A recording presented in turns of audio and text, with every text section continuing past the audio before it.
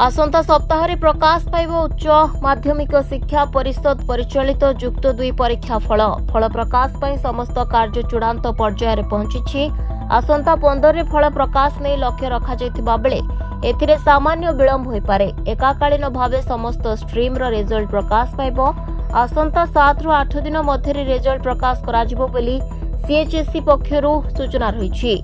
सेपरी केंद्रीय माध्यमिक शिक्षा बोर्ड तथा सीबीएसई परिचालित 10म और द्वादश श्रेणी परीक्षा फल आसंता सप्ताह रे प्रकाश पाइबार संभावना रही।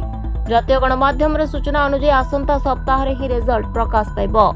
तेबे सूचना जोग्य जे गत मार्च 28 रे युक्त 2 परीक्षा शेष होईछि। एथिरे राज्यर 3,93,618 जन पिला परीक्षा दैछन्ति। एप्रिल 2 तारिख रु खाता देखा आरंभ होइतिला। 2टी पर्यायर खाता देखा होईछि। खाता देखा शेष होइतिबा बेले रिजल्ट प्रकाश पाइथिबा आनुषंगिक समस्त कार्य आसंता 3 दिन मध्य शेष हेबो। तापरे रिजल्ट प्रकाश पाइबो अर्थात 7 रु 8 दिन मध्य रिजल्ट प्रकाश पाइबो बोली विशेष सूत्ररु जणा पड़िछि।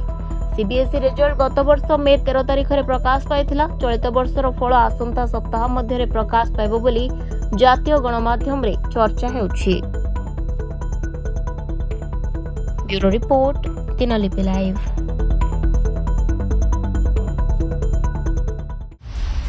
दिनलिपि लाइव को एबे ही लाइक शेयर सब्सक्राइब करंतु।